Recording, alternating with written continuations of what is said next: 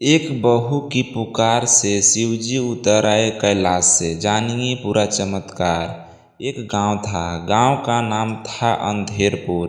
क्योंकि वहाँ सब कुछ तो था पर इंसाफ नहीं था। और उस गांव के आखिरी छोर पर एक टूटी सी झोपड़ी में रहती थी गौरी। नई बहू थी लेकिन किस्मत पुरानी जंजीरों से जकड़ी हुई। ससुराल वालों ने दहेज न मिलने पर उसे नौकर से भी बदतर बना दिया था। सारा दिन चूल्हे की आग में जूझती रहती थी और रात को आंसुओं में भीगती रहती थी। मगर हर सुबह वो सबसे पहले एक काम करती थी। घर के पीछे बने टूटे शिवलिंग पर एक लोटा पानी चढ़ा देती। न फूल न बेलपत्र, बस पानी। और बोलती, भोले बस एक बार देख लो मेरी तरफ। लोग हंसते थे।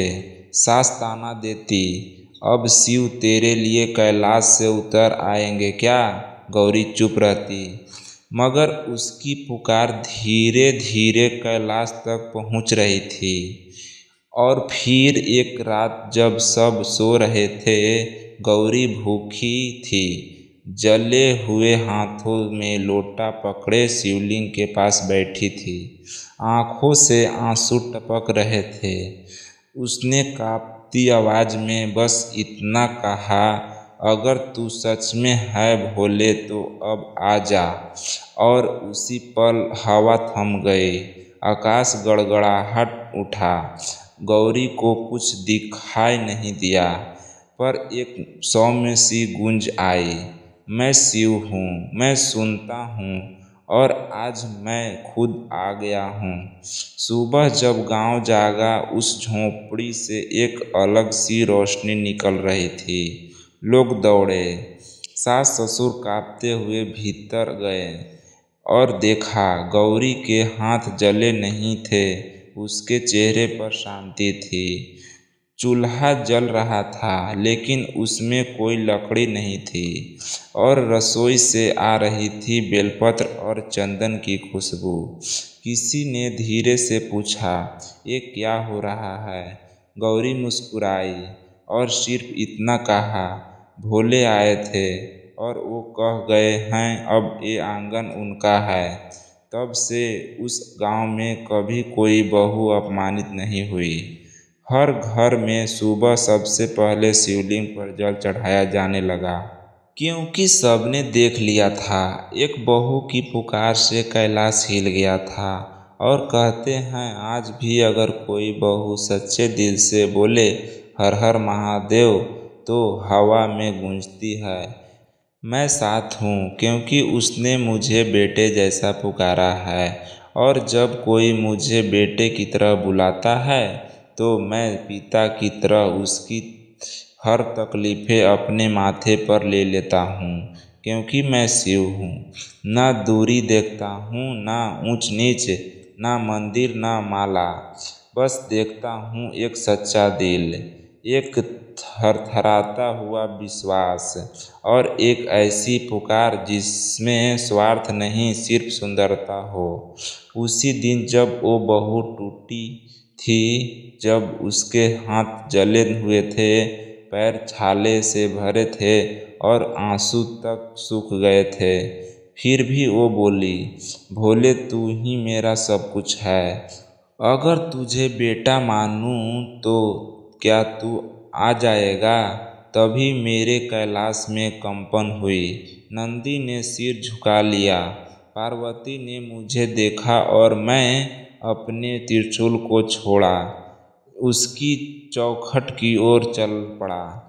क्योंकि उस दिन कोई पुजारी नहीं बुला रहा था, मुझे कोई ब्राह्मण नहीं बल्कि एक माँ बुला रही थी अपने बेटे को। और तब से जब कोई बहू अपने आंगन में फटी साड़ी में भी शिवलिंग पर जल चढ़ा देती है तो मैं मालिक बनकर नहीं बेटा बनकर आता हूँ। तू मंदिर जा या ना जा, पढ़ा लिखा हो या ना हो, मुझे घंटी से नहीं अपने रिश्ते से बुला। क्योंकि अब मैं देवता नहीं, अब मैं उस हर बहू का बेटा हूँ जिसने मुझे ममता से बुलाया है। और आज भी जब रात को वो बहू अकेले में रोती है तो हवा में हल्की सी गूंज होती है, रो मत माँ, तेरा भोला आ गया है।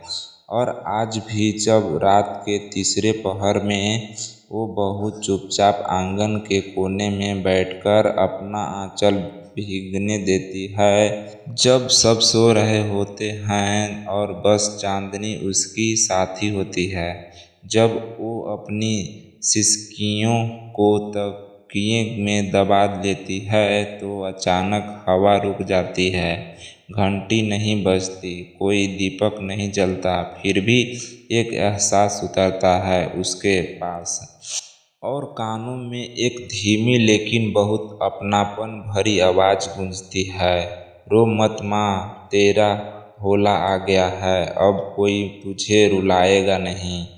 वो चौंकती है, देखती है इधर उधर, पर कोई दिखाई नहीं देता।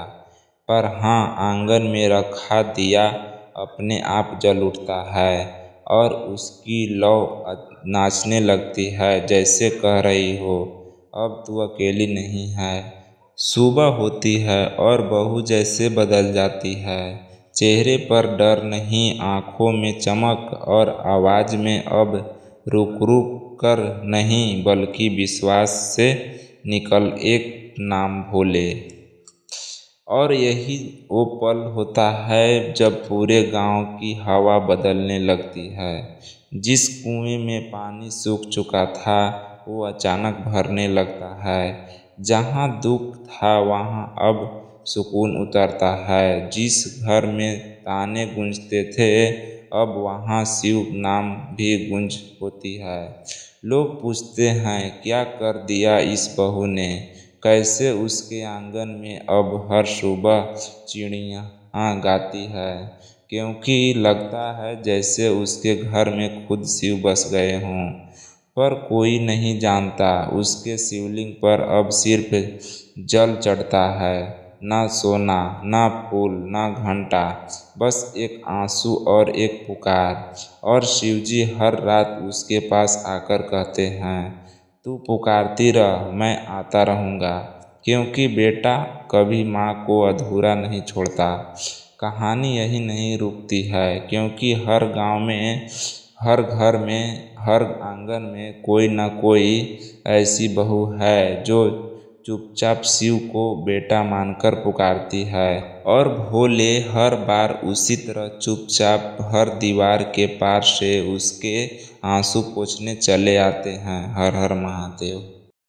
इस बहू की भक्ति से शिवजी ने रोक दी यमराज की साजिश, सावन की चमत्कारी अंतहीन कथा जो हर दिल को छू जाए। गांव का नाम था रामपुर, सीधा साधा गांव, मिट्टी की खुशबू वाला, और वहीं एक बहू रहती थी, नाम था जमुना। सीधी साधी लेकिन अनपढ़ थी, मगर भक्ति में डूबी हुई। ससुर जी बीमार थे, देवर बेरोजगार और पति हर रोज मजदूरी पर जाता। घर में गरीबी थी मगर मन में शिव का नाम था। हर सोमवार को चाहे बरसात हो या धूप, जमुना नदी से पानी लाती, बेलपत्र ढूंढती और अपने आंगन में रखे छोटे से शिवलिंग पर जल चढ़ाती। एक दिन जैसे ही उसने जल चढ़ाया और हाथ जोड़कर बोली ही, भोले मेरे घर को बचा लेना, वैसे ही उसकी पीठ के पीछे कुछ साया सा गुजरा। वो पलटी तो कोई नहीं था, मगर हवा भारी हो गई थी। दिया अपने आप बुझ गया था और मंदिर के कोने से एक फुसफुसाहट आई, समय आ गया है। उसी रात जमुना के ससुर ने एक गहरी सांस ली और चुप हो गए। गांव के वैद्य बोले, अब समय पूरा हो गया है। सारा घर रोने लगा, पर जमुना ने आंसू नहीं बहाए। वो चुपचाप शिवलिंग के सामने बैठ गई और बोली, भोले अगर तेरी भक्त हूँ तो यमराज को रोक दो। मंदिर में सन्नाटा था, शिवलिंग से धीरे धीरे धुआं उठने लगा और तभी आकाश में बिजली कड़की। सारा गांव कांप उठा, क्योंकि कैलाश पर हाहाकार मच गया था। नंदी दौड़ते हुए आए। भोलेनाथ, यमराज चले हैं संग्रामपुर की ओर। शिवजी बोले, वो बहू मेरी भक्त है, जब उसका सिर झुका हो तब यमराज अभी अपना डंडा झुका देंगे। उधर यमराज ने जैसे ही ससुर की आत्मा को निकालने के लिए कदम बढ़ाया, एक तेज त्रिशूल उनकी राह में आ गिरा। पूरा आसमान गूंज उठा। वापस जाओ यम, ये भक्त का घर है। यमराज थम गए। वो बोले, पर प्रभु, उसकी उम्र पूरी हो चुकी है। शिव बोले, भक्ति के आगे उम्र नहीं चलती। उस बहू ने जो आंसू बहाए हैं उन्हें मैं अनदेखा नहीं कर सकता। और वही हुआ। ससुर जी की आंखें खुली, सांसें लौट आई और सारा गांव हक्का बक्का रह गया। लोग पूछने लगे, क्या कोई चमत्कार था? और जमुना ने बस इतना कहा, मैंने शिव से मांगा था और शिव ने सुन लिया। उस दिन के बाद हर सोमवार को गांव की बहुएं एक साथ बेलपत्र लेकर जमुना के साथ पूजा करने लगी। गांव वालों ने उस शिवलिंग को नाम दे दिया भक्त रक्षक महादेव। और कहते हैं आज भी अगर कोई बहू दिल से पुकारे तो यमराज भी 2 कदम पीछे हट जाते हैं, क्योंकि शिव का आदेश है, जहाँ मेरी भक्त बहू सिर झुकाकर मुझे पुकारे वहाँ यमराज को भी सिर झुकाना होगा। इसीलिए जब भी कोई बहू आंसू भरी आंखों से कहती है, भोले मेरे घर को बचा ले, तो कैलाश पर हलचल मच जाती है। नंदी दौड़ते हैं, त्रिशूल चमकता है और भोलेनाथ खुद ध्यान लगाकर उसकी पुकार सुनते हैं। और कहते हैं उस दिन के बाद जमुना के घर में अन्न की कभी कमी नहीं हुई, बीमारियां दूर हो गई। और जिस देवर को निकम्मा कहते थे उससे एक दिन सरकारी नौकरी मिल गई। लोगों ने पूछा, जमुना तेरा कौन सा मंत्र था? वो मुस्कुराकर बोली, भोले को कुछ नहीं चाहिए, बस सच्चे दिल की आवाज़ चाहिए। अब तो हर श्रावण सोमवार को गांव की हर बहू हाथ में जल और बेलपत्र लेकर उसी आंगन में इकट्ठा होती है जहां जमुना भक्ति करती थी, और एक साथ बोलती है, हर हर महादेव, हे शिव शंकर, हमारी पीड़ा तेरी हो। कहते हैं उस आंगन में आज भी रात को घी का दिया अपने आप जल उठता है। कोई देख नहीं पाता था, पर हल्की सी गूंज आती है, मैं साथ हूँ जब तक मेरी बहुएं मुझे पुकारती रहेगी। और तभी एक रात गांव की नई बहू, जिसकी शादी को बस 2 ही महीने हुए थे, वो रोती हुई उसी आंगन में आई। हाथ में टूटा लोटा था, माथे पर कोई श्रृंगार नहीं, चेहरे पर डर, आंखों में आंसू। उसने बस इतना कहा, भोले मैं बहुत छोटी हूँ, पर तू तो बड़ों बड़ों का दुख हर लेता है, क्यों मेरी बात नहीं सुनेगा? आसमान में हल्की बिजली कड़की। दूर शिव मंदिर की घंटी अपने आप बज उठी। और उसी घड़ी उसके ससुराल में जो उसे ताने देते थे, जो कहते थे किस्मत फूट गई है, उसके चेहरे पर अजीब सी शांति छा गई। अगले ही दिन घर में जो लड़ाई झगड़ा था वो जैसे कभी हुआ ही नहीं हो। सास ने पहली बार प्यार से खाना परोसा। ससुर ने कहा, बिटिया हमारे घर लक्ष्मी बनकर आई है तू। वो बहू चुपचाप मंदिर गई और पहली बार उसकी आंखों से धन्यवाद के आंसू गिरे। उसी शिवलिंग के आगे जहाँ जमुना भक्ति करती थी, जहाँ यमराज भी सिर झुकाकर खड़े रहते थे। और फिर वही गूंज, मैं सुनता हूँ, मैं घर बहू की रक्षा करता हूँ, क्योंकि वो मुझे बेटा मानकर पुकारती है। और जिस घर में बहू की आंसू छुपा दिए जाते हो वहाँ मैं चुप नहीं बैठता। जिस घर में बहू का अपमान होता है वहाँ मेरी पूजा अधूरी मानी जाती है। उस गूंज के साथ ही शिवलिंग पर रखा बेलपत्र अपने आप हिलने लगा। मंदिर में कोई नहीं था, लेकिन हवा में एक दिव्य खुशबू फैल गई। और तभी गांव के कोने में एक और बहू रेखा, जो कई सालों से डर में जी रही थी, उसने पहली बार अपने आंसू नहीं छुपाए। उसने सिर झुकाकर और धीमे से बोली, भोले, क्या मैं भी तेरा बहू हूँ? शिवलिंग से फिर वही गूंज आई, हर बहू मेरी है, तेरे आंसू मेरे पास पहले पहुँचते हैं, सब्र रख, मैं आ रहा हूँ। उस रात रेखा के सपने में एक नंदी आया। उसने कहा, भोले ने मुझे भेजा है, कल तेरे घर में जो होगा वो चमत्कार होगा। सुबह होते ही जो देवर उसे ताने मारता था, जो पति उसे नज़रअंदाज करता था, वो सब बदल चुके थे। घर में जैसे कोई भारी बोझ उतर गया हो। माहौल ऐसा शांत जैसे कोई बड़ा तूफान गुजर चुका हो। और रेखा वो अब हर सोमवार को घर के आंगन में एक दिया जलाती है और कहती है, ये दिया मेरी नहीं, भोले की शक्ति का प्रतीक है। जब तक ये जलेगा कोई बहू अकेली नहीं रहेगा। आज भी लोग कहते हैं, जिस आंगन में ये दिया जलता है वहाँ रात को एक हल्की सी घंटी की आवाज़ आती है और कान में बस इतना सुनाई देता है, मैं साथ हूँ। जब तक मेरी बहुएं मुझे बेटे जैसा प्यार करती रहेगी, मैं किसी अन्य को पनपने नहीं दूंगा। हर हर महादेव। कहानी की शुरुआत होती है। रात काली थी, चांद बादलों के पीछे छुपा था और उसकी झोंपड़ी के कोने में वो औरत घूंघटों में सिर छुपाकर रो रही थी। नाम था सुजाता। पति गुजर चुका था, बेटा शहर चला गया था और गांव में कोई उसका हाल पूछने वाला नहीं था। उस रात भूख से उसका पेट जल रहा था, लेकिन दिल में दर्द उससे भी बड़ा था।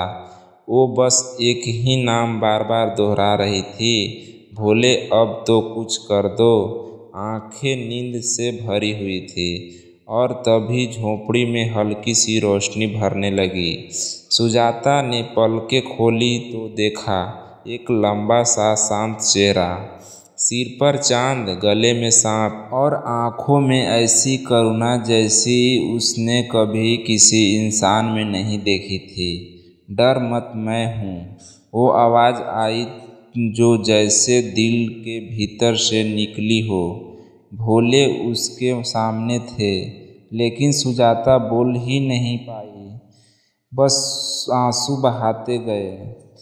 तूने मुझे इतने साल बुलाया, आज मैं खुद आया हूँ, तेरे दुख का अंत यही है।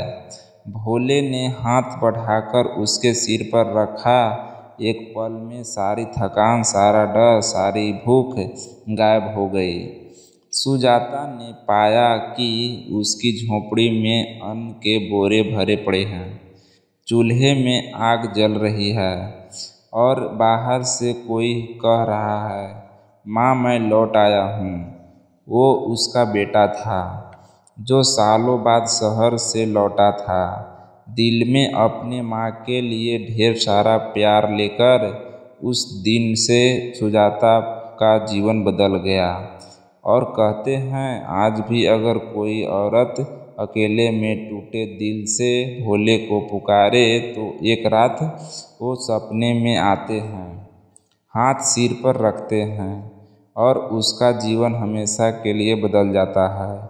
क्योंकि ये कहानी कभी ख़त्म नहीं होती है, क्योंकि हर बार किसी न किसी के सपने में वो फिर आते हैं और हर बार वो सपनों की उस रोशनी में बस उतना ही कहते हैं, मैं यहीं हूँ, तू अकेली नहीं है।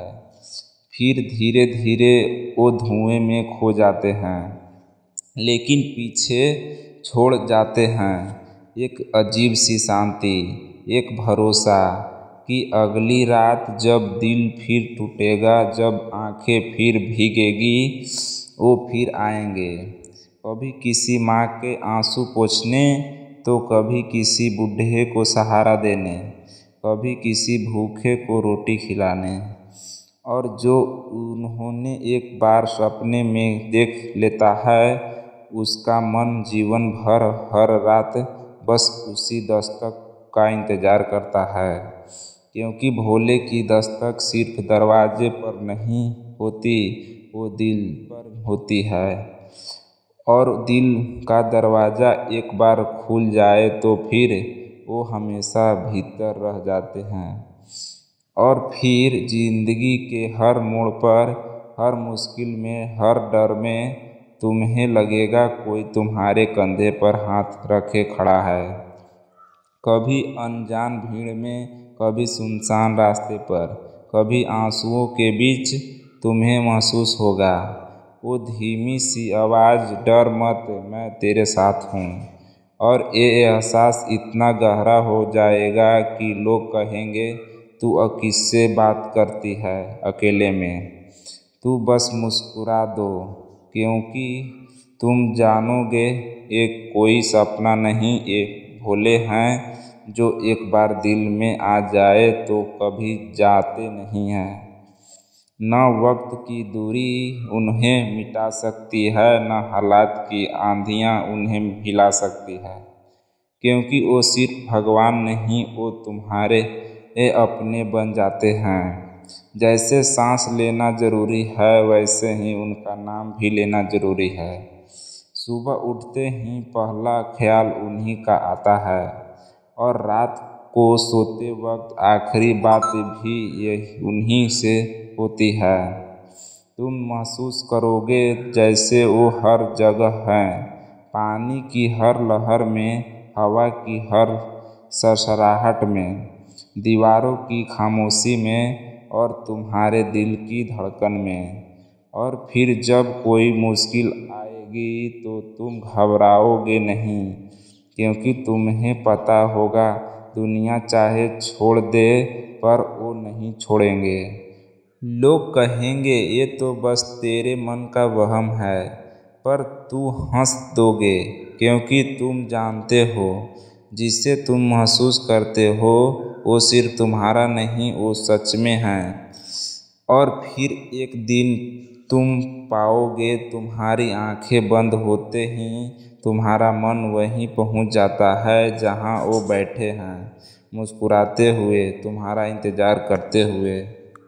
आँखों में इतनी गहराई कि लगता है अगर देखता रहूं तो सारी दुनिया भूल जाऊं। सफ़ेद भस्म में ढका शरीर, जटाओं में बहती गंगा, और मंद मंद बहती हवा में डमरू की धीमी आवाज़, जैसे दिल की धड़कन से मेल खा रही हो। वो कुछ कहते नहीं, बस आँखों से सब कह देते हैं। तुम्हें लगता है तुमने जो भी दुख झेले, जो भी आंसू बहाए, वो सब उन्हें पहले से पता था। और तभी वो धीरे से हाथ उठाते हैं, तुम्हारे सिर पर रखते हैं, और वो स्पर्श मानो तुम्हारी आत्मा तक उतर जाता है।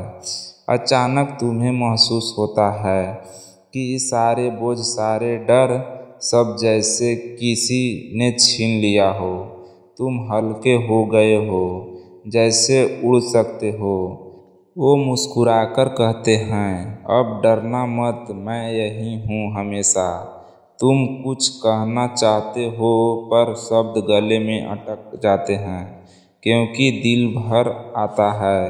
और फिर जैसे ही तुम आंखें खोलते हो, वो नज़र नहीं आते, पर उनकी महक, उनका एहसास तुम्हारे चारों ओर फैला रहता है। उस दिन से तुम बदल जाते हो। लोग कहते हैं तेरे चेहरे पर अजीब सी शांति है, और तुम बस मुस्कुरा देते हो, क्योंकि तुम जानते हो तुम्हारा दिल अब उनका घर बन गया है। और जो एक बार वहाँ जाए वो कभी जाता नहीं। इसी तरह की कहानी सुनने के लिए हमारे चैनल पर बने रहें। कहानी की शुरुआत होती है। एक छोटा सा गांव था। गांव के कोने पर एक टूटी फूटी झोपड़ी में थी, वहीं रहती थी काली, एक दलित लड़की। काली छोटी थी लेकिन उसका मन बहुत बड़ा था। वो हर सुबह मंदिर के बाहर खड़ी हो जाती। लोग पूजा कर रहे होते हैं, आरती उतार रहे होते हैं और वो दूर से ही देखती रहती है। मंदिर में उसे आने की इजाज़त नहीं थी। समाज ने कह दिया था, तेरे हाथ अपवित्र हैं, तेरी छाया तक अशुद्ध है। काली रोती रही लेकिन उसका दिल शिव से कहता रहा, भोलेनाथ आप तो सबके हैं ना, फिर मेरे क्यों नहीं। दिन बीतते गए लेकिन एक रात गांव में भयंकर तूफान आया। बिजली कड़क रही थी, आसमान से बरसात ऐसे गिर रहे थे जैसे देवता खुद रो रहे हो। मंदिर का दरवाजा खुला रह गया। भीतर रखा शिवलिंग पानी में ही डूबने वाला था। गांव वाले डरकर अपने घरों में छुप गए, लेकिन काली दौड़ पड़ी। उसने बिना सोचे मंदिर की सीढ़ियां चढ़ी और पहली बार भीतर पहुंच गई। वो कांपते हाथों से शिवलिंग के पास गई, अपने आंचल से पानी पोंछा और रोते हुए बोली, मुझे मत रोको भोलेनाथ, मैं आपकी बेटी हूँ। उसी पल बिजली चमकी और शिवलिंग से आवाज़ गूंजी, काली आज से तू पवित्र नहीं, आज से तू मेरी पूजा का हिस्सा है। गांव वाले भागकर आए और देखा कि शिवलिंग पर एक दिव्य प्रकाश फैल रहा है। काली वहीं खड़ी थी, उसने माथे पर त्रिपुंड उभर चुका था और हाथों में डमरू था। लोग स्तब्ध रह गए। जिसे वो मंदिर से बाहर रखते थे उसी को भगवान शिव ने अपना आशीर्वाद दे दिया था। लेकिन कहानी यही नहीं रुकी।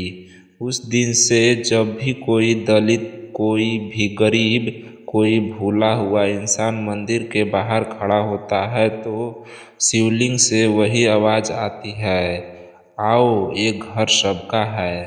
लोग कहते हैं काली अब भी जिंदा है। वो हर जगह है जहाँ किसी गरीब की आंखों से आंसू गिरता है, जहाँ किसी औरत के मंदिर में आने से रोका जाता है, जहाँ किसी बच्चे को जाति पूछकर ठुकरा दिया जाता है।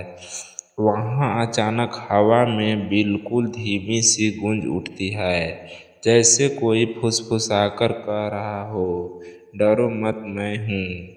कहते हैं रात गहरी हो जाती है तो मंदिर की घंटी अपने आप बज उठते हैं और शिवलिंग पर रोशनी फैल जाते हैं तो समझ लेना काली वहीं खड़ी है।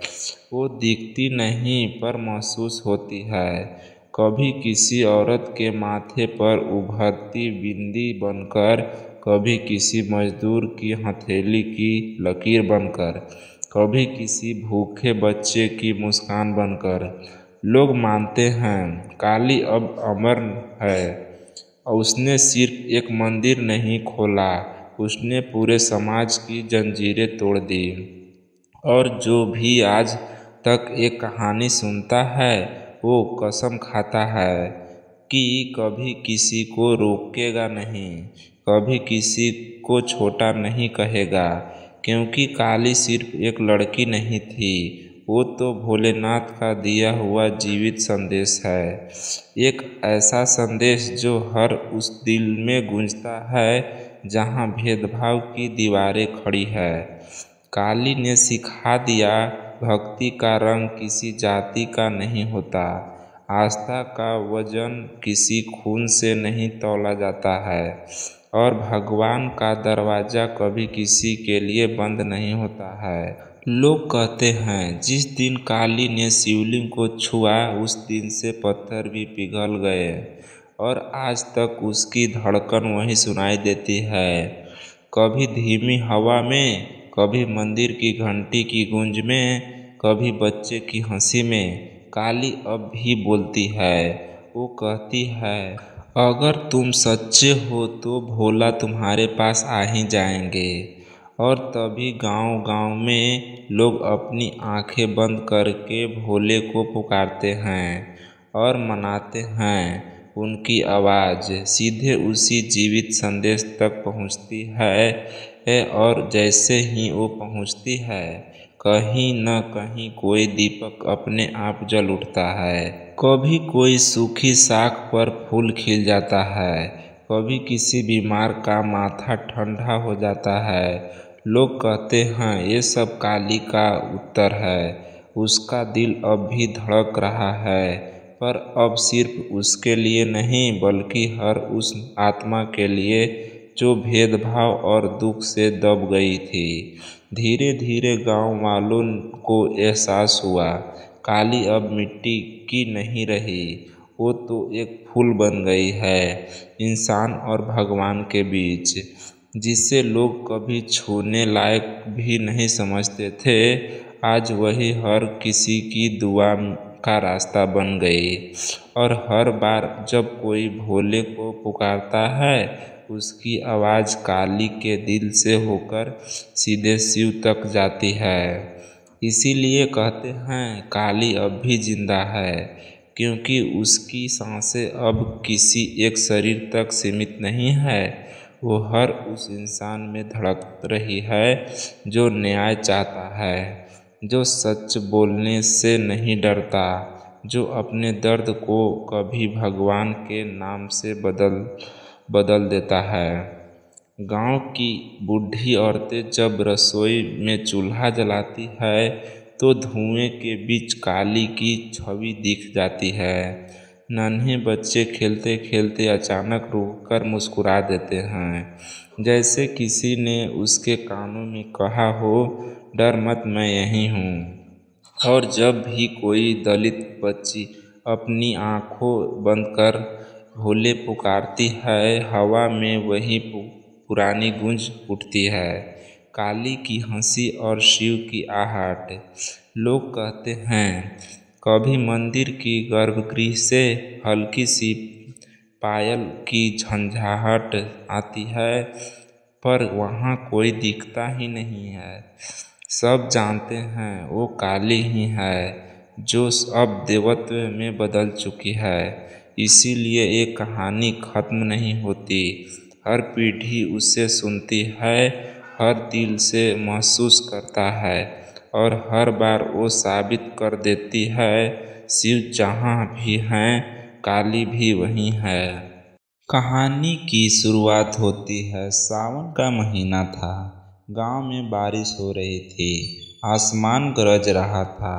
पर एक खेत था जहां एक गरीब किसान था, उसका नाम था रघु। भीगते हुए हल चला रहा था। सब लोग घर में थे, रघु अकेला खेत में था, क्योंकि वो जानता था अगर आज मेहनत नहीं करेगा तो कल उसके बच्चों को भूखा सोना पड़ेगा। उसके पांव कीचड़ में धंसे हुए थे, कमर तक भीगा था, पर आंखों में शिव का नाम था। हर हर महादेव। हर बार हल चलाते वक्त वो कहता, हर हर महादेव, ये मिट्टी भी तेरी, ये जमीन भी तेरी।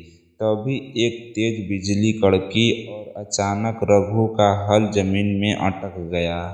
रघु ने जोर लगाया, पर हल टस से मस नहीं हुआ। जब उसने मिट्टी हटाई तो नीचे एक पुराना शिवलिंग निकला, वर्षों से मिट्टी में दबा हुआ। शिवलिंग चमक रहा था, जैसे कह रहा हो, तू ही वो है जिसका इंतजार था। रघु घबरा गया, पर झुकते ही उसके कान में एक आवाज़ आई, डर मत, मैं तुझसे प्रसन्न हूँ। रघु ने पूछा, भोले मैंने क्या किया है? शिवजी बोले, तू वो किसान है जो भूखा रहकर भी धरती का साथ नहीं छोड़ता। तू वो भक्त है जो बिना मांगे भी मेरी भक्ति करता है। और फिर वही शिवलिंग से तेज उजाला निकला। रघु के हाथों में एक छोटा सा बीज रखा गया। शिव बोले, ये कोई आम बीज नहीं है। जहाँ तू इसे बोएगा वहाँ कभी अकाल नहीं पड़ेगा। रघु रोने लगा, पूछा, भोले मैं इसका क्या करूं? शिवजी बोले, जा इसे उस जमीन पर बो दे जहाँ दूसरों की उम्मीदें मर चुकी है। रघु ने वैसा ही किया। उसने उस बीज को गांव के उस सूखे टुकड़े में बो दिया जहाँ 10 सालों से एक भी फसल नहीं उगी थी। और अगली सुबह जहाँ कभी सिर्फ पत्थर थे वहाँ लहलहाते गेहूं के खेत खड़े थे। गांव वाले दौड़ पड़े और देखा रघु के खेत में कोई चमत्कार हो गया है। रघु ने कुछ नहीं कहा, बस मिट्टी को छूकर बोला, ये मेरी नहीं भोले की फसल है। उसके बाद से हर साल सावन में उस खेत में आवाज़ आती है, जो भूखे को रोटी देगा उसे मैं अमर आशीर्वाद दूंगा। और कहते हैं आज भी अगर कोई सच्चे मन से उस खेत में हल चला दे तो वो बीज फिर उग जाता है। और हवा में गूंजती है आवाज़, मैं शिव हूँ और मैं हर मेहनती किसान के साथ हूँ। और तभी पूरा खेत एक पल में सोने जैसा चमक उठता है। हवा थम जाती है, पक्षी चुप हो जाते हैं और सिर्फ एक गूंज रह जाती है, किसान मेरा रूप है। उसके हाथों में ही धरती की सांसें हैं। लोग कहते हैं अगर कोई भूखा किसान उस जमीन पर थक कर गिर जाए तो मिट्टी खुद उसकी पीठ सहलाती रहती है और कानों में फुसफुसाती है, उठो, शिव तुम्हारे कंधे पर हाथ रख खड़े हैं। और फिर किसी को दिखे या न दिखे, एक सफ़ेद बैल शिव की तरह शांत रात के समय उस खेत में हल चलाता दिखाई देता है। गांव के बूढ़े कहते हैं ये नंदी नहीं खुद शिव हैं। वो हर रात उसी खेत में सींचते हैं जहां आज भी सावन की अमावस्या की रात अगर कोई चुपचाप उस खेत के पास से गुजरा जाए तो हल की आवाज़ सुनाई देती है। और कोई कहता है जितना बोएगा उतना ही पाएगा, पर अगर मेहनत छोड़ दी तो बीज सो जाएगा। इसीलिए वो खेत सिर्फ ज़मीन नहीं, वो एक वचन है, एक आशीर्वाद है और एक चमत्कार है। और आखिर में कोई नज़र नहीं आता, बस वो गूंज, हर हर महादेव, धरती मेरा आंगन है और किसान मेरा पहला भक्त। और फिर धीरे धीरे वो खेत ओस की बूंदों में चमकने लगता है। हर कण जैसे शिव का भस्म बन जाता है और उसी मिट्टी से निकलती है एक मीठी सी गंध, जो सिर्फ वो ही महसूस कर सकता है जो दिल से बोलता है और भरोसे करता है। कुछ कहते हैं वो खेत अब मंदिर है और हर बीज एक मंत्र है, क्योंकि वहाँ सिर्फ फसल नहीं उगती, वहाँ उगता है श्रद्धा, तपस्या और शिव का आशीर्वाद। और जो भी किसान उस खेत में पहली बार हल चलाता है वो सुनता है, तेरा पसीना मेरा अभिषेक है, तेरी थकान मेरी पूजा है, तू बोलता रह, मैं तेरा साथ कभी नहीं छोड़ूंगा। और तभी आसमान से एक हल्की बिजली सी चमकती है, बिल्कुल वैसे जैसे किसी ने त्रिशूल आसमान में घुमा दिया हो। और मिट्टी की दरारों से आती है आखिरी गूंज, मैं शिव हूँ। और जो हल को हथियार मानता है और किसान को देवता। और जब एक किसान मिट्टी में पसीना बहाता है तो सिर्फ अन्न नहीं उगता, वो आस्था उगाता है, विश्वास उगाता है, क्योंकि धरती उसकी माँ है और मैं उसका रक्षक। मैं हर उस किसान के साथ हूँ जो थक कर भी रुकता नहीं, जो सूखे में भी बीज डालता है क्योंकि उसे भरोसा है मैं देख रहा हूँ। और जब वो खेत में अकेला होता है तो वो अकेला नहीं होता, मैं साथ चलता हूँ हर कदम हर फेरे में। जो किसान दूसरों का पेट भरता है उसे कभी भूखा नहीं रहने दूंगा क्योंकि वो मेरा अंश है। जब तक धरती रहेगी, जब तक खेत रहेंगे तब तक शिव भी रहेगा। किसान के कंधे पर हाथ रखे और हवा हर सावन में गाएगी।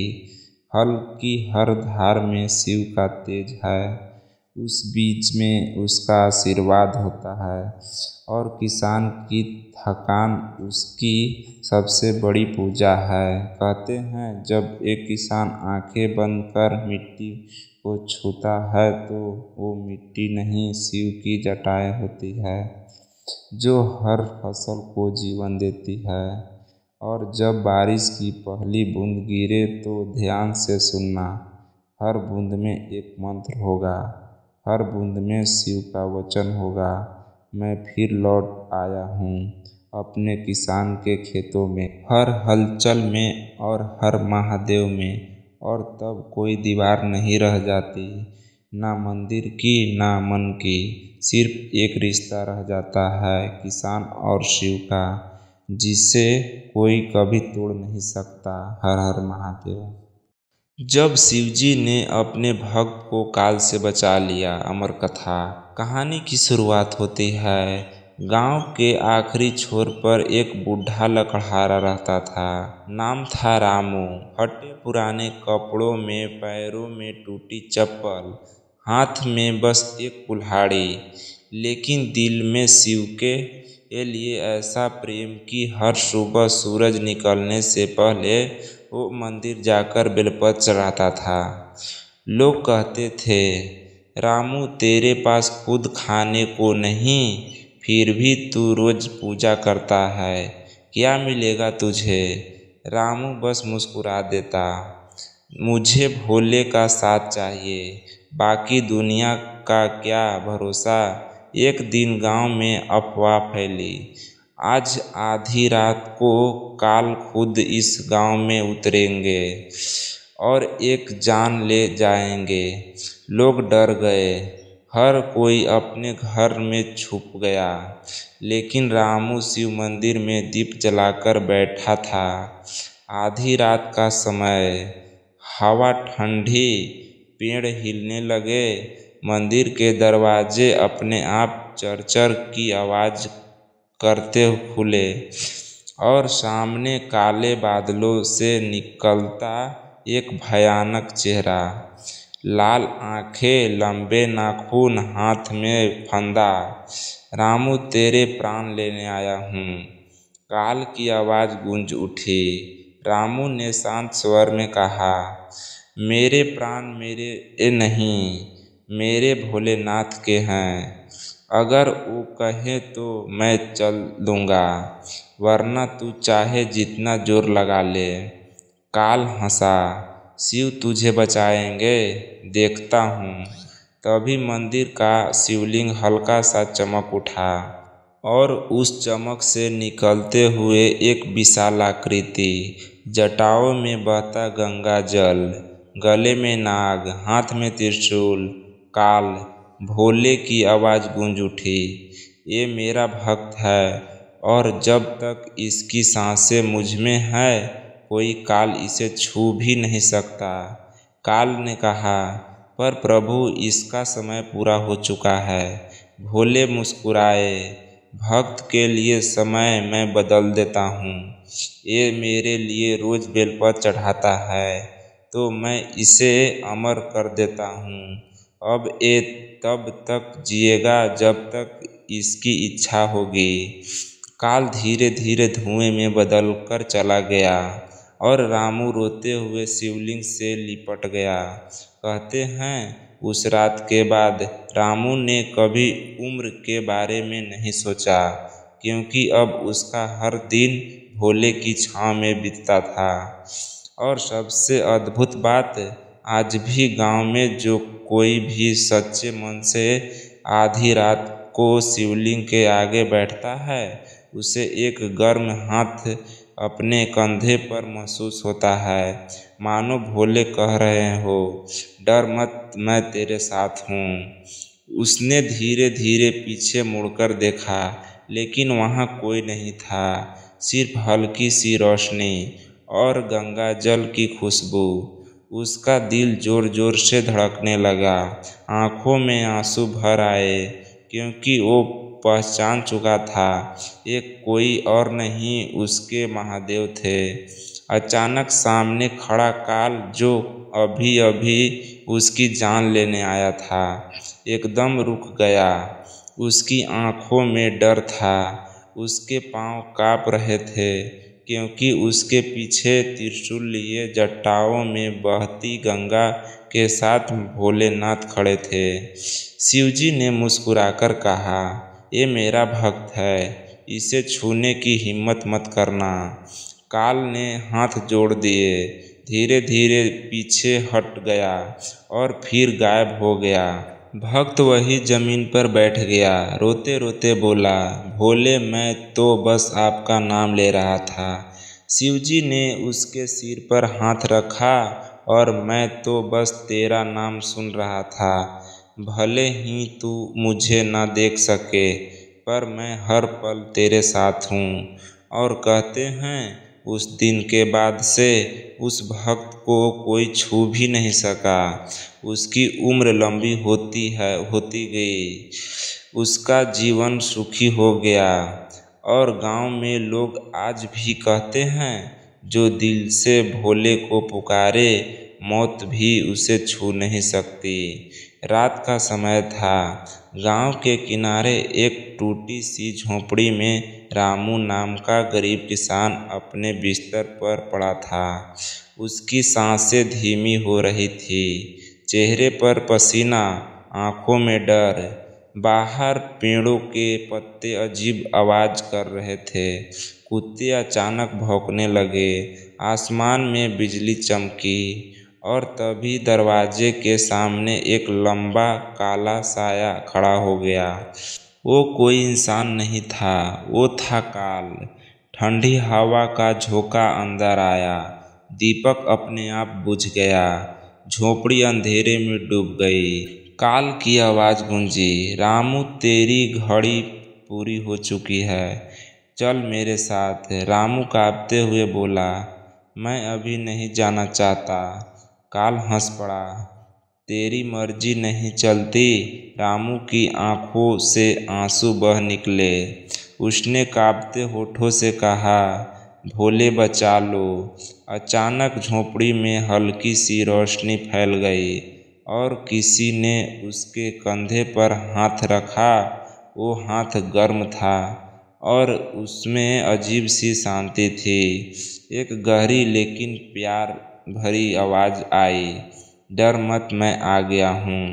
रामू ने पीछे मुड़कर देखा, जटाओं में गंगा, गले में नाग, त्रिशूल हाथ में, और माथे पर चंद्रमा। स्वयं महादेव खड़े थे। काल की आंखें फैल गई। उसने एकदम पीछे खींच लिया, भोलेनाथ ये आपका भक्त है। शिवजी ने त्रिशूल जमीन में गाड़ते हुए कहा, ये मेरा बच्चा है, इसे छूने की हिम्मत मत करना।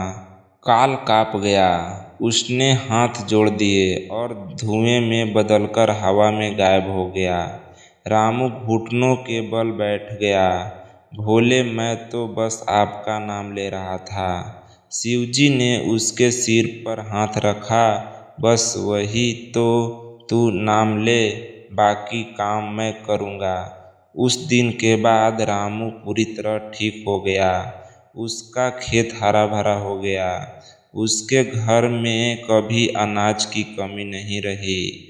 और गांव में आज भी बच्चे एक कहानी सुनते हैं कि जब सच्ची भक्ति हो तो काल भी पीछे हट जाता है।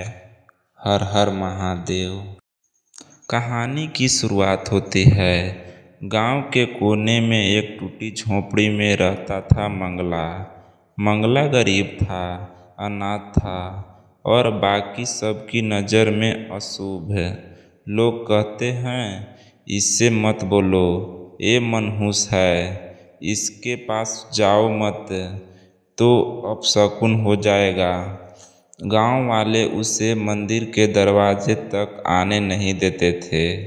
यहाँ तक कि प्रसाद बांटते समय भी उसका हिस्सा अलग फेंक दिया जाता था। लेकिन मंगला हर रात चुपचाप दूर खड़ा होकर मंदिर की घंटियों की आवाज़ सुनता था। उसकी आंखें भीग जाती, दिल कहता, काश मुझे भी भोलेनाथ के चरणों में बैठने का हक मिलता। एक रात तूफान आया, बिजली कड़की, मंदिर का पुजारी डरकर भाग गया। गांव वाले भी छुप गए, पर मंगला धीरे धीरे कांपते हुए मंदिर के दरवाजे तक पहुंचा। उसने देखा शिवलिंग पर पानी भर गया था, दिए बुझ चुके थे, फूल बिखर चुके थे। उसका दिल कांप उठा। उसने कांपते हाथों से दीपक जलाया, शिवलिंग पोंछा और पहली बार अपने होठों से बोला, ओम नमः शिवाय। तभी पूरा मंदिर घंटियों से गूंज उठा, बिना किसी के छुए। घंटे अपने आप बजने लगे। गांव वाले दौड़े, देखा एक गरीब जिसने सबने ठुकराया था, वो शिव के सामने पुजारी बनकर खड़ा था। और फिर मंदिर के भीतर से गूंज उठी एक आवाज़, जिसने तूने छोड़ा मैंने उसे चुना है, आज से यही मेरा पुजारी होगा। गांव कांप गया, लोग रो पड़े और मंगला भोलेनाथ का सबसे प्यारा हो गया। कहते हैं आज भी वो मंदिर खड़ा है जहां हर पुजारी बदलता रहता है, पर मंगला का नाम कभी नहीं बदलता। और आज भी जब कोई उस मंदिर की सीढ़ियाँ चढ़ता है तो पुजारी का नाम पूछने पर सिर्फ एक ही आवाज़ आती है, मंगला। भले ही साल बदल गए, भले ही चेहरे बदल गए, पर मंदिर की परंपरा कभी नहीं बदली। क्योंकि कहते हैं जो एक बार शिव का हो जाए वो सदा उनका ही रहता है। कई बार लोगों ने देखा है रात के सन्नाटे में मंदिर के भीतर एक साधारण सा लड़का दीपक जलाता है, शिवलिंग पर जल चढ़ाता है और धीरे धीरे मंत्र गुनगुनाता है। लोग दौड़ते हैं, लेकिन अंदर पहुंचते ही सिर्फ रोशनी होती है और अगरबत्ती की खुशबू। कोई इंसान नहीं। गांव वाले कहते हैं वो मंगला है, जो आज भी भोलेनाथ का सबसे पहला पुजारी है, जिसे सबने छोड़ा पर जिसने खुद को शिव को समर्पित कर दिया। और शायद इसी वजह से वो मंदिर आज भी जिंदा है, क्योंकि वहाँ हर दिए की लौ में, हर फूल की महक में, हर घंटे की ध्वनि में मंगला की आत्मा बसती है। और जब जब कोई दलित, कोई गरीब, कोई बेबस इंसान उस मंदिर में आकर रोता है तो कहते हैं मंगला की आवाज़ शिव तक सीधे पहुंचती है। और तभी भक्तों की हर पुकार मानो बिना रुके भोलेनाथ के कानों तक पहुंच जाती है। लोग कहते हैं मंदिर की घंटियों की गूंज असल में सिर्फ धातु की आवाज़ नहीं, बल्कि मंगला की आत्मा की धड़कन है। कभी कभी आधी रात को जब कोई अकेला मंदिर में बैठकर रोता है तो उसे अपने कंधे पर एक हल्का सा स्पर्श महसूस होता है, जैसे कोई चुपचाप कह रहा हो, मत डर, तेरी प्रार्थना सुना जा चुका है। गांव के बुजुर्ग बताते हैं कई बार बीमार बच्चों की माएँ रात के अंधेरे में शिवलिंग के सामने गिरकर रोई है। सुबह होते ही बच्चा ठीक हो गया और जब उन्होंने शिवलिंग के पास देखा तो जमीन पर ताज़ा भीगा हुआ बेलपत्र पड़ा था, जिसे किसी ने रखा ही नहीं था। लोग कसम खाते हैं ये मंगला ही है, जो आज भी हर आंसू को शिव तक पहुंचा देता है। इसीलिए मंदिर का नाम धीरे धीरे बदलकर मंगला महादेव हो गया। जैसे आज भी जब कोई पहली बार मंदिर में आता है तो उसे लगता है शिवलिंग के सामने एक साधारण सा युवक धोती पहने खड़ा है, धीरे धीरे मुस्कुराते हुए उसका स्वागत कर रहा है। लेकिन जैसे ही वो पलटकर देखता है, वहाँ कोई नहीं होता है। बस एक हल्की सी हवा उसके चेहरे को छूकर निकल जाती है। उस हवा में बेलपत्र की खुशबू होती है और साथ ही सुनाई देता है एक बेहद धीमी लेकिन साफ स्वर, मैं यही हूँ, हर समय तेरे साथ। लोग कहते हैं ये स्वर किसी और का नहीं बल्कि मंगला का है। कभी किसी गरीब की थाली में अचानक एक मुट्ठी चावल मिल जाए, कभी किसी प्यासे को अचानक मंदिर के कोने से मीठा जल मिल जाए, कभी किसी टूटी हुई औरत को अचानक अंदर से शक्ति महसूस हो जाए, तो सब समझते जाते हैं मंगला अब भी मंदिर में है। कहते हैं जिस रात कोई सच्चे दिल से शिवलिंग के सामने बैठकर पूरी श्रद्धा से पुकारता है, तो शिव के आशीर्वाद से पहले मंगला की छाया वहां आ खड़ी हो जाती है। कभी दीपक की लौ लहराकर जैसे किसी का चेहरा बना दे, कभी घंटी की आवाज़ में जैसे कोई नाम पुकार दे। और सबने चौंकाने वाली बात, मंदिर के गर्भगृह की दीवार पर आज भी धीरे धीरे एक छाया दिखाई देती है। वो छाया धोती पहने झुके हुए हाथों वाला एक साधारण सा पुजारी है, जिससे सबने भुला दिया था पर शिव ने अमर कर दिया। और शायद अगर तुम आज रात उस मंदिर की चौखट पर जाकर आंखें बंद करोगे तो तुम्हें भी वही आवाज़ सुनाई देगी, कानों में गूंजती, धीरे धीरे धड़कनों से मिलती, और फिर ऐसा लगेगा जैसे पूरी देह हल्की हो गई हो। उस आवाज़ में न कोई डर होगा, न कोई लालच, सिर्फ अपनापन होगा। कभी वो आवाज़ कहेगी रो मत, सब अच्छा होगा। कभी फुसफुसाएगी मैं तेरे साथ खड़ा हूँ। कभी गूंज उठेगी तेरा पूजा व्यर्थ नहीं जाएगी। और हैरानी की बात यह है कि ये आवाज़ सिर्फ मंदिर में नहीं, कभी घर के कोने में, कभी खेत में हल चलाते वक्त, कभी नदी किनारे पत्थर पर बैठते ही सुनाई दे जाती है। लोग कहते हैं मंगला की आत्मा अब प्रार्थना बन चुकी है। जहाँ भी कोई दिल से भोलेनाथ को पुकारता है, वहाँ ये आवाज़ पहुँच जाती है। और शायद अगर आज रात तुम सचमुच चुपचाप अपने कमरे में बैठकर केवल एक बार शिव शंभू पुकार लो, तो देखना अगली सांस के साथ ही वो आवाज़ तुम्हारे कानों में गूंजेगी, सुन लिया मैंने। कहानी की शुरुआत होती है भोलेनाथ और एक भूखी लड़की की मुलाकात, जिसने पूरे गांव को बदल दिया। एक गांव था, गांव का नाम था गंगापुर। गंगापुर में हरियाली तो थी, पर दिल सूखे थे। लोग अमीर थे, लेकिन बिना दया के। और उसी गांव के आखिरी छोर पर एक टूटी झोंपड़ी में रहती थी छोटी सी भूखी लड़की, बुल्ली। बुल्ली के पास न माँ थी न बाप, बस एक मिट्टी का कटोरा और एक सपना, कभी पेट भर खाना मिल जाए। एक दिन सावन की आखिरी सोमवारी थी। पूरा गांव मंदिर में भंडारे में जुटा था। ढोल बज रहे थे, घंटियां गूंज रही थी, पर बुल्ली वो मंदिर के पीछे एक कोने में बैठी थी। पानी से पेट भर रही थी और भगवान शिव की ओर देखकर धीरे से बोली, क्या आप सच में होते हैं? और तभी हवा थम गई। घंटी अपने आप बज उठी और मंदिर की छत से उतरकर एक साधारण बूढ़ा बाबा उसके सामने आ खड़ा हुआ। बेटी, भूख लगी है।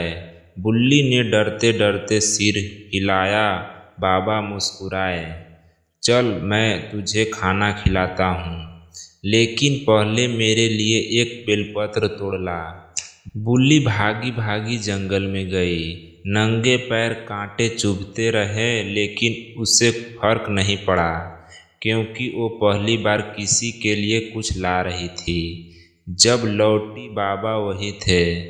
उन्होंने बेलपत्र लिया, माथे से लगाया और बोले, अब तेरा भूख कभी मिटेगा और इस गांव का घमंड भी। बुल्ली के कटोरे में बाबा ने जल डाला और जैसे ही उसने पिया, वो पानी नहीं खीर बन गया। पूरा गांव हक्का बक्का रह गया। भंडारे की थाली सूख गई और बुल्ली के कटोरे से खुशबू आने लगी। लोग दौड़े आते। पूछा, कहाँ से आई है ये खीर? बुल्ली बोली, उस बाबा ने दी जो शिव की तरह दिखते थे। गांव के पंडित कांप उठे, क्योंकि उन्हें याद आया मंदिर में रखी वो प्राचीन ताम्र पट्टी जिस पर लिखा था, जब गांव दया भूल जाएगा तब शिव खुद भूखे को खाना देने आएंगे। उसी दिन से गांव बदल गया। भंडारा अब सबसे पहले अनाथों के लिए होता। मंदिर की सबसे ऊंची जगह पर बुल्ली का नाम लिखा गया और कहते हैं आज भी सावन की सोमवारी को अगर कोई भूखा बच्चा उस मंदिर के पीछे खड़ा हो जाए तो कोई न कोई बाबा आकर पूछता है, भूख लगी है? और अगर वो हाँ कहे तो कटोरे से फिर वही खीर की खुशबू आती है। हवा में फिर वही गूंज उठती है, मैं शिव हूँ। हर भूखे की थाली में, हर मासूम की पुकार में, हर आंसू की दुआ में, हर टूटे दिल की आखिरी उम्मीद में। मैं वहाँ नहीं हूँ जहाँ सिर्फ सोना है, मैं वहाँ हूँ जहाँ रोटी के लिए भी भगवान को पुकारा जाता है। जब कोई बच्चा बिना खाए सोता है तो मेरी नींद भी टूट जाती है और मैं उत्तर आता हूँ किसी बाबा के भेष में, किसी हवा की गूंज में, किसी चमत्कार की तरह। क्योंकि भक्ति सिर्फ घंटी बजाने से नहीं होती। भक्ति है किसी भूखे को खाना देने में, किसी रोते को गले लगाने में और किसी मासूम को ये एहसास दिलाने में कि वो अकेला नहीं है। और तभी गूंजता है आकाश में, हर हर महादेव। जो भूख मिटाए वही सच्चा भक्त है। जो दया करे उसी के संग शिव चलते हैं। जो रोते को हंसाए, जो टूटे को संभाले, उसी के घर शिव खुद दीपक जलाते हैं। क्योंकि भक्ति शब्दों से नहीं कर्मों से होती है। माथे की भस्म से नहीं, किसी के आंसू पोंछने से शिव प्रसन्न होते हैं। और जब कोई बिना दिखावे बस दिल से किसी को मदद करता है तो वहीं से शुरू होती है सच्ची पूजा। उसके कदमों के पीछे हवा कहती है, यहीं से गुजरे हैं शिव। उसके स्पर्श से मिट्टी भी पवित्र हो जाती है और फिर शिव खुद कहते हैं, मैं मंदिर में बंद नहीं हूँ, मैं तो वहाँ हूँ जहाँ एक बहू चुपचाप आंसू पोंछती है, जहाँ एक किसान सूखी जमीन पर भी आस लगाए हल चलाता है, जहाँ एक बच्चा बिना खाए भी किसी को रोटी देता है।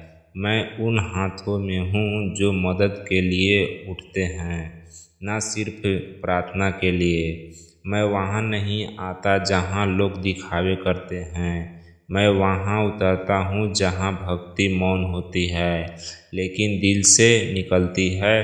क्योंकि शिव हूँ मैं, आवाज़ नहीं एहसास हूँ।